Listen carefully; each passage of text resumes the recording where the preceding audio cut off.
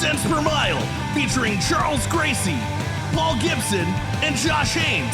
Everyone knows the trucking industry has issues, but most people are afraid to talk about it. Someone's got to do it. With loads of recruiting and marketing experience and backed by the largest driver audience in the world, we deliver carriers the driver perspective, find solutions, and help make sense make sense. Welcome to Cents Per Mile. I'm your host, Charles Gracie. Hey, I'm Josh Haynes. Charles, we got a lot of new faces. What's going on today? All right, man. So we have an action-packed show. We got some breaking news. We're going to talk about some recruiting and marketing debates. And Paul's out. Yeah, you don't look the same as him, but, you know.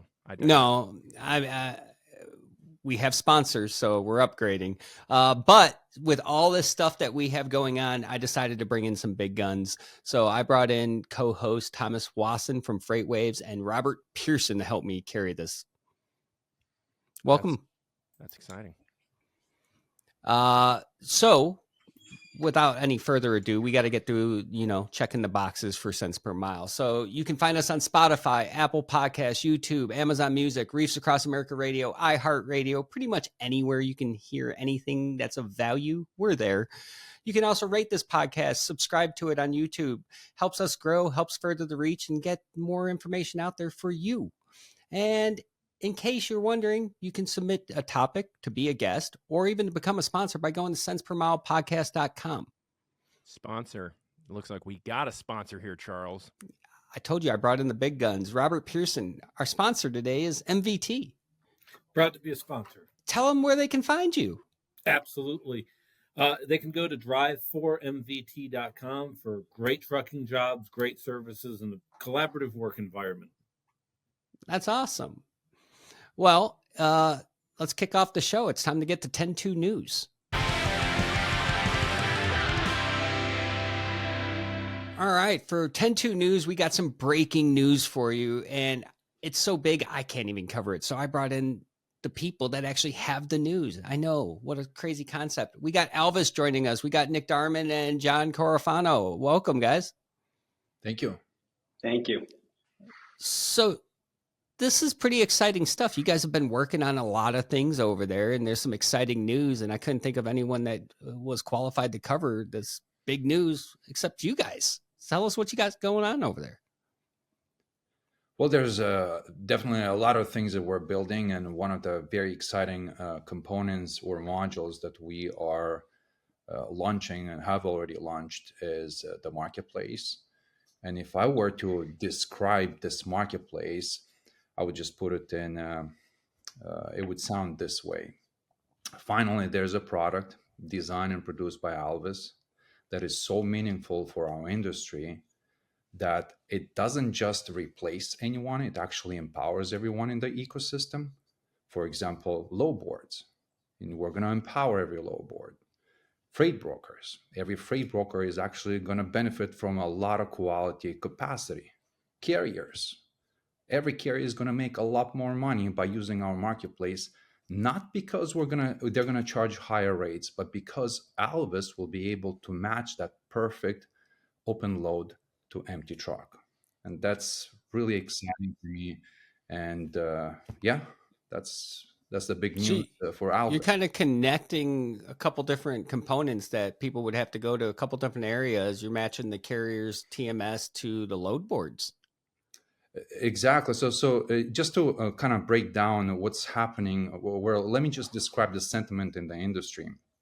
Everyone travels to different conferences, and we hear a lot of these top 20 freight brokers. They always talk about that the best quality capacity is not through load boards, right? And they have an entire carrier sales team. They're trying to develop relationships with carriers just to find that right truck. That's basically the philosophy behind a lot of these big freight brokers. But then at the same time, you have a lot of the smaller guys who are using low boards, and they need to actually find different capacity. And low boards is one of the best ways to find new capacity and develop new relationships. And so you have these two different spectrums. A carrier who's trying to find the best load he has to work with the big brokers, but he also has to work with smaller brokers. And obviously, he has to work with the different shippers. So here's where Alvys comes in. We are empowering the big freight brokers because they have the technology to ingest freight into Alvys. That way, we're going to be able to help those freight brokers who are trying to somehow avoid the load boards, right? Whether I agree with that or not, that's a different story. But that's exactly what's happening, behind the scenes. So they're going to try to ingest all of their freight into Alvys, and we're going to be able to take their open loads and match it with the empty truck 2-3 days from now and make that perfect match. At the same time, we're also integrated with low boards. And a lot of these low boards, they provide so much freight.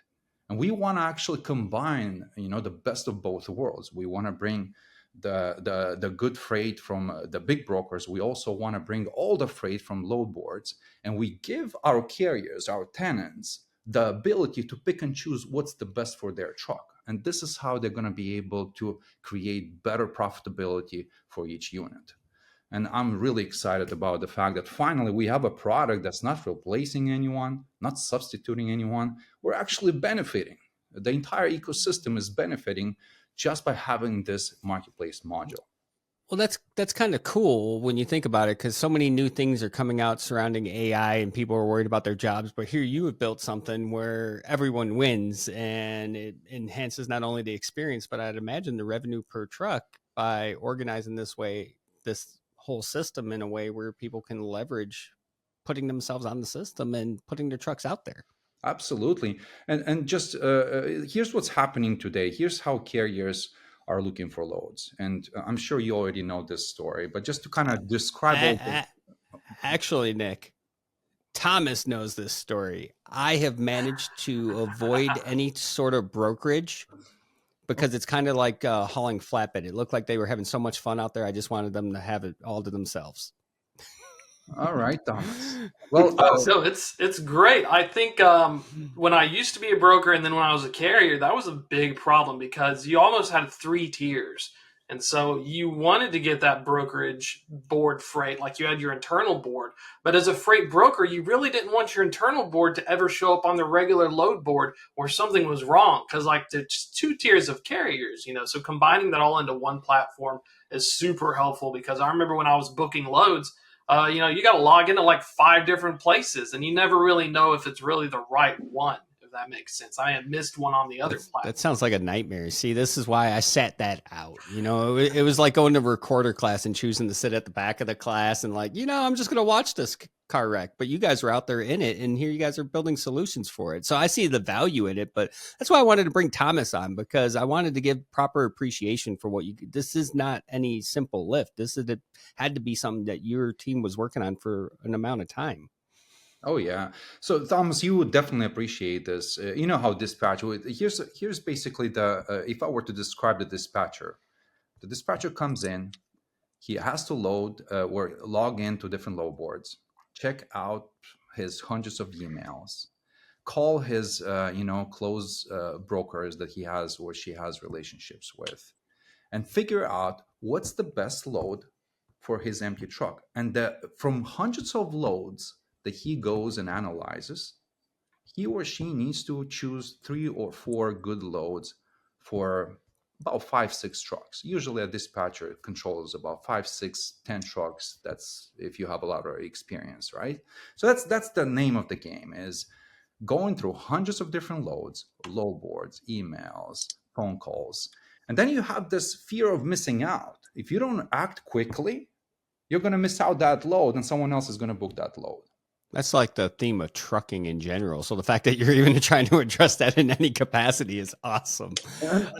Exactly. And what's happening, this is the fascinating part. And a lot of dispatchers, they just take the risk and they just book the load just to find out that load wasn't a perfect load.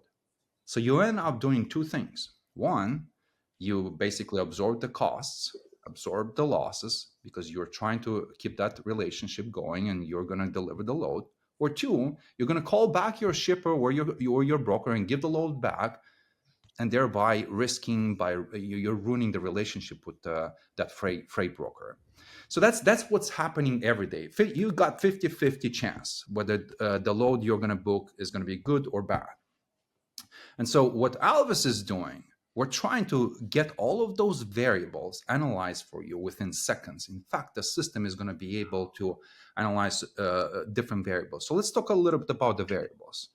You have to analyze where is the truck going to get empty. You have to understand the preference for each driver. You also have to figure out what's the benchmark, the rate per mile each truck has to make. And not only rate per mile, but the amount of dollars each truck has to make every day. You then have to look at hours available for this driver. And there are so many different things that you have to analyze that by the time you manually analyze, you're going to miss out on all the good loads. So that's why we have this phenomenal fear of missing out. You want to book this load before it's too late, right?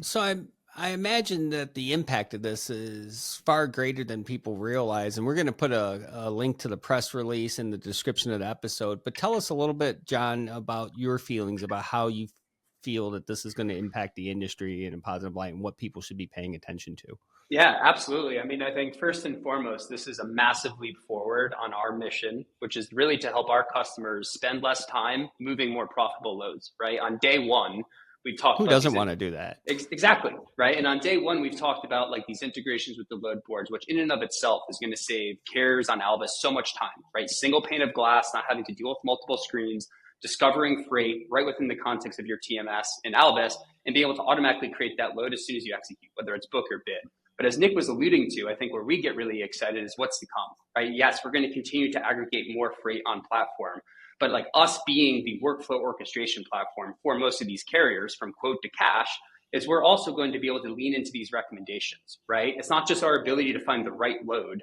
for you. We know everything about your operation, right? We know the trucks you're running. We know where your assets are located, when they're going to be empty. And I think that's where we can really start to lean into like our power as a platform to find the right load for the right asset at the right time, which is a competitive edge that carriers aren't just going to find anywhere else, right? And obviously that's the carrier side.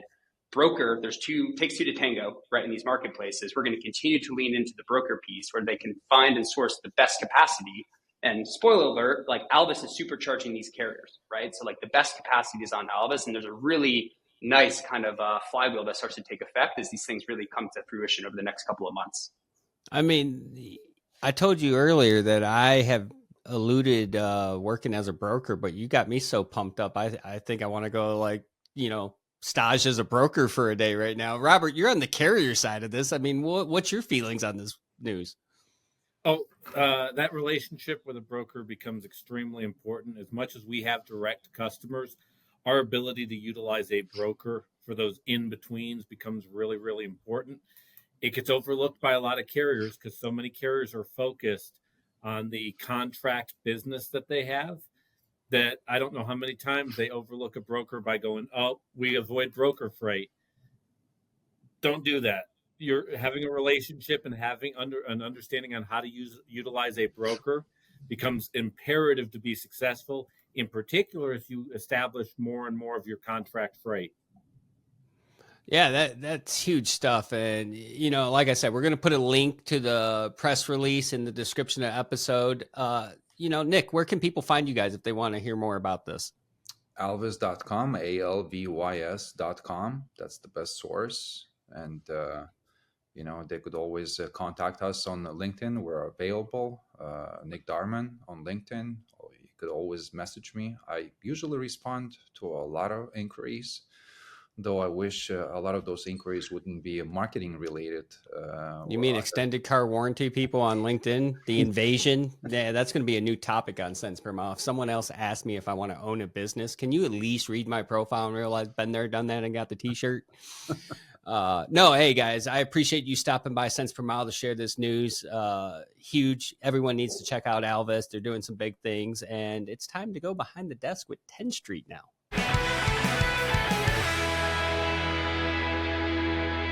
And we're going behind the desk with Phil Bruns. He's the leader of operations and integrations with Tenstreet. Phil, welcome to the show.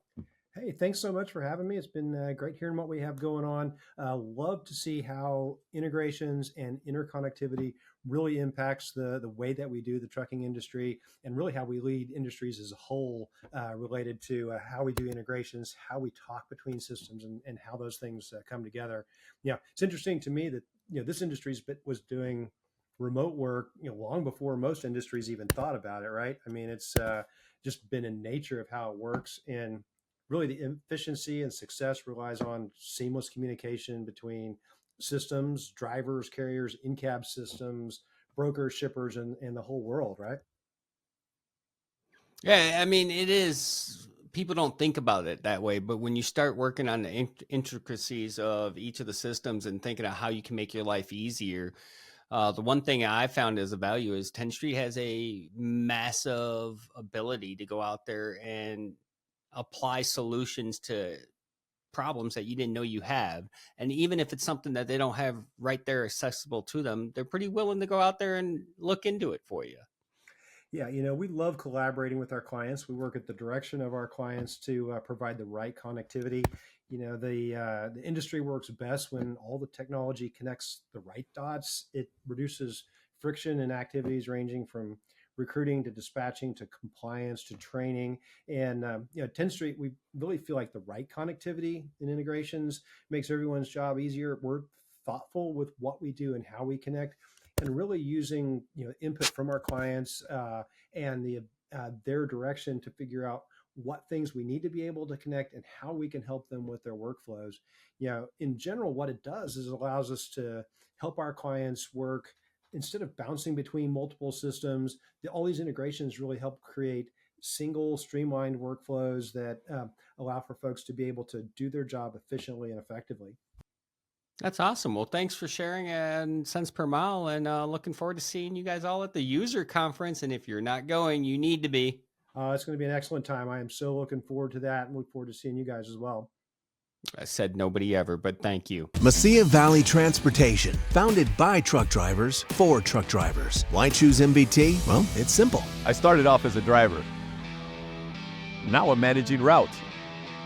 With MBT, the sky's the limit. Balance is key. State-of-the-art equipment, a strong focus on safety, and a family-driven company culture where respect and hard work are at the core. Mesilla Valley Transportation, where we care about you. Join our family today. Now it's time for Sense Makes Sense, and there's no better way to make sense out of nonsense than with my good friends Thomas Wasson and Robert Pearson. That's guys. not the worst insult I've gotten today. Yeah. So I want to start off this segment because I started a new promo for Hot Seats Pay Per Hire, and it was a little controversial to a couple people because it rocked the boat. Typically you always hear for recruiting, spend more money. And with Pay Per Hire, which is our version of third-party recruiting, it was really driven around, hey, pay for guaranteed results. And the mentality behind it was we talked to thousands of drivers a day. We wanted to have as much of an offering from as many carriers as possible to bring value not only to the drivers, but to the carriers. We got some controversy on it because some of the lead gen people that only have one source of income were kind of like, whoa, you're rocking our boat. I wanted to talk a little bit about that. So from a carrier standpoint, Robert, you guys leverage pay per hire. I mean, what's the values you see in it versus traditional just lead gen only? It gives us an expanded footprint. And what I mean by that is we're a fairly large company, but we couldn't possibly advertise in every nook and cranny for a prospective candidate. So by utilizing what we would refer to as an independent recruiter, a third-party company such as yourself and the team that you have, it gives us much more visibility in the marketplace than we could possibly spend. Additionally, we're somewhat limited. I'm advertising just for Mesilla Valley. You're advertising or marketing towards multiple clients that you have, and ultimately acting as an agent for the driver. So A, I tend to get a driver that has had opportunities presented to them and they chose us, so they're motivated. B, I tend to get a candidate that didn't come from an advertising source I was actively in. So it expands out that footprint. I end up being much more cost effective that way. So I save money in the short term on that end. And then C, and most importantly to us, we tend to have a dual partnership here where we retain that driver through the onboarding process. Your recruiters do a really good job of maintaining a relationship with the candidate all the way to the end. And sometimes, quite frankly, they follow up after the hire. Hey, how things going? Do you know anybody else that would like a job similar to the one you just took? That partnership is a nice substitute into the footprint we already have. And so it allows me a lot of flexibility, quite frankly, that I wouldn't have. Saves us, golly, it's not what I actually pay. What it saves us in wasted advertising dollars that I'd need to spend in order to replace that service gets into the hundreds of thousands of dollar range. So one of the rebuttals that someone had brought to my attention is I'd rather pay for a database than pay for a hire. And my thought process, because I've done that job, I'm sitting there like, well, if it's mimicking your internal cost per hire, why wouldn't you want a for sure result versus having your recruiters scour pages of leads and dial for donuts all day? Yeah, and I'll point this out. The database is valuable. I don't dismiss that by any stretch of the imagination. But mining your database is a supplement. You do not have the ability to create such a large database that you will solely be able to hire from said database. So if I, for lack of a better term, if I hire 10 drivers as an example, just to keep it simple, I'm probably going to get one of those 10s from the database, but I'm never going to get 10 of those hires solely from the database. The database is something that you do as a good steward of your advertising dollars being spent, but it's an illusion to think that you will fill up your class solely on building a database. One of the other rebuttals I got was the old, spun tale of, oh, third-party recruiting companies are constantly recycling the drivers between different companies. You're on the carrier end user side. How often do you see that happen? I've never seen it happen because the math doesn't work. It's the world's worst Ponzi scheme. And what I mean by that is, first off, you'd have to get the driver to cooperate with you on that. The driver's not going to do that. They just aren't. It's not in their best interest. The second part of that equation is most companies, especially over the last 2 years, have avoided that job hopper. You literally would only have job hoppers in that scenario. So and no one can hire them nowadays. Oh, yeah. But from a logical standpoint, to pull that off, you'd have to hire hundreds of people for the sole purpose of setting up a driver hiring Ponzi scheme. And last time I checked, you actually hire drivers. So that's kind of hard. So Thomas, you and I have had this conversation. I remember the first time I introduced you to the funnel of recruiting and your mind was kind of blown. And so Robert and I, we talk in recruiting funnels all the time. But for you, someone that wasn't in recruiting, the idea of stuffing the top of the funnel with thousands of names and phone numbers and emails and only getting like 10s to 20s out of that was kind of asinine. You were like, wait, what? Tell from somebody that's not in recruiting and that's very data driven, what's your view on that? Well, it's like making sausage. I had the same thing when I worked at US Express. I got to moonlight and watch some recruiters. And the fascinating thing that was either you had one group of recruiters that picked them right out of partnered CDL schools. So we took them right out of the mills and we gave them a home. And then the second group was experienced drivers. And the top, that was my first taste of what you told me was the funnel. And out of hundreds to thousands of applicants, you'd be happy to get like 10. And then out of that, 5 make it to orientation, 1 ghost you, 1 didn't disclose something. And so you get like 2 to 3. And it's like, yeah, your ratio is a lot more forgiving than the actual ratios. This was a minute ago, but it's wild because, it definitely takes a different kind of thinking. It's like, how do you want to source? Do you want to like ethically source your drivers and have higher quality drivers and save this process? Or do you want to continue being part of this and then this giant churn and then wondering why you're getting subpar results? The driver hopping is a big thing. Yeah. Insurance companies have driven that. It's not necessarily the carriers. They've always been aware of it, but like if they can't get the driver insured, then they can't hire the driver. It's not like the carriers are like, hey, I want 100 roadblocks to prevent me from filling my trucks. They want to hire as many drivers as they can, but they need safe drivers. And there's certain parameters that have to be met. But the idea of all these additional roadblocks, trust me, there was no carriers out there lobbying saying, make it harder for me to hire drivers. Yeah, if anything, they have to self-impose. The carriers, because of these risks and because of how they've been burned, have to be even choosier when they're trying to pick these applicants. That was the shocking thing that I learned as well whenever in talking with you, was just how much you have this pool of drivers, but then there's really a smaller pool of the drivers that you want, and you don't always have the right data to figure that out. There's a gulf. Well, and to Robert's point, that's why you have these auxiliary services. So, like he said, your marketing can't cover all of it. And I mean, if it could, and it can, you'd be spending enormous amounts of money that's not sustainable for a business. So you have these auxiliary services like pay per hire, you have your load or your lead boards, you got your social media marketing, and each one introduces you to a new bucket. And if you can sprinkle your efforts across those, they become supplemental to your overall goal, and it allows you to hit your goal. One of the cool things that I thought about having this conversation with Robert is MVT is one of the carriers that can say, I'm full. And not I'm full because I'm a victim of the market and the market has made me think I'm full with false security. I'm full because I've made substantial changes and implemented things that are actually meaningful to the overall experience.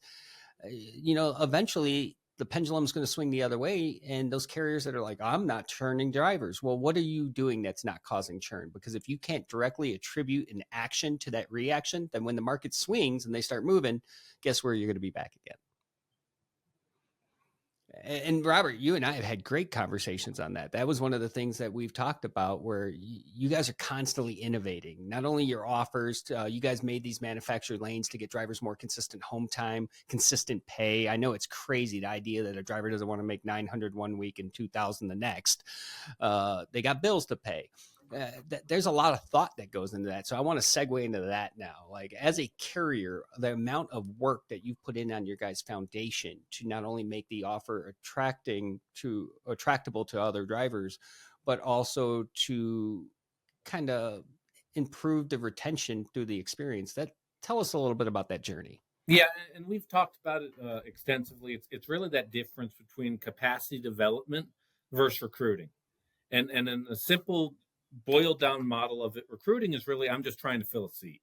And there is a time in our industry that, let's be clear, you need to fill a seat. But on the flip side of it, that capacity development is, what do I want my fleet to look like a year from now, 2 years from now?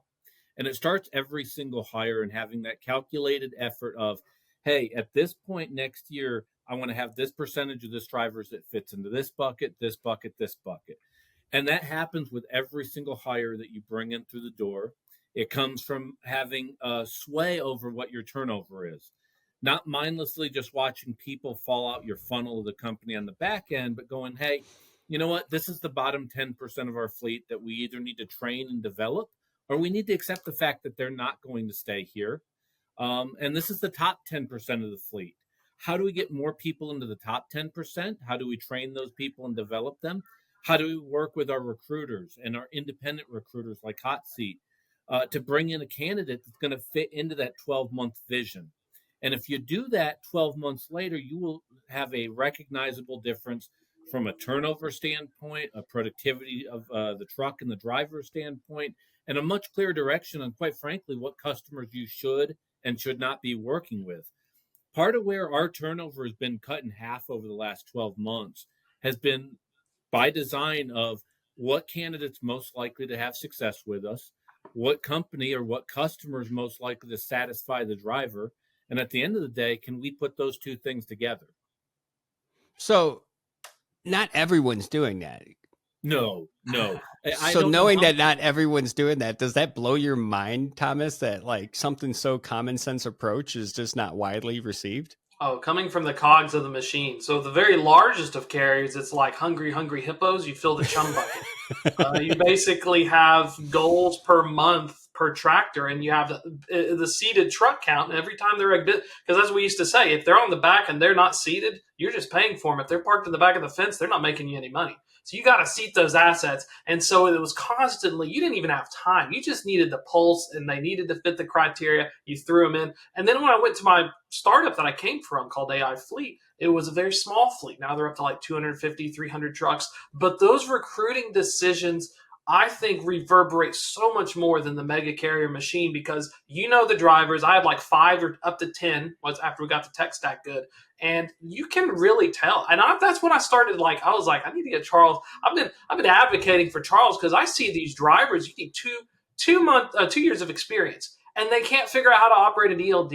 They skip on their pre-trips. It's like, how did you fall through the cracks? How did you get this far? The At mill, least in the a large puppy mill. carrier, you were like, they were very scared to. I never found out. I didn't know how bad it was. It's because the fleet manager with 55 trucks, he didn't know. But then in a small carrier, you find out really quick. It's like shining a light at a poorly performing It's restaurant. the difference between being blindfolded. When you're juggling so many people, you just try to get through the day. When you got a smaller carrier, you're able to see those things and you feel that pain a little bit more. But to segue again, you got to understand it from the driver's point of view. Someone gave them a false bill of goods saying, hey, you're going to make a buttload of money. You're not going to have to work your way through the layers of this onion, and your life is going to be perfect. But in reality, what it is, the drivers are doing backflips like Flipper through a burning hoop while bouncing a red ball off their nose, and all while sitting there having the extended car warranty people tell them that they need this.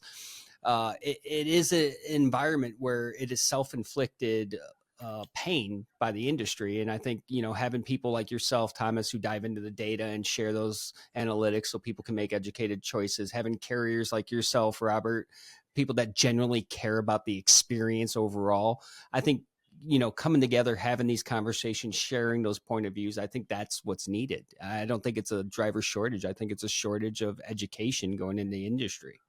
Yeah, I will say that as an industry, we don't do a lot of favors to inexperienced drivers. We set them up with the expectation that they're going to be wildly successful, and down the road they might. But that first year is literally paying dues. Endure the suck. They're not going to be a millionaire. They're not doing ice road trucking after getting out of truck school. That's not happening. And then by the time that most carriers get them as their third or fourth carrier, you have a damaged good coming in through the door. And so I always describe it as I sit and talk to operations on a weekly basis. I go, we need to accept the fact that we get broken toys. We're going to refine it. And we're going to make sure that we get the right toy, and that G.I. Joe's going to have all his limbs, but he's going to be missing a little paint off of his shoe. He might not have this helmet that he had before. Now we have to build them up. And one of the things that I don't think as an industry we focus on with drivers specifically is career development.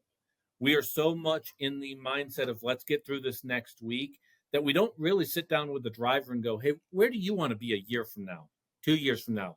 We do it with other positions. If you hire a dispatcher, a fleet manager, if you hire a director of marketing, their boss probably has a conversation with them at some point about career development.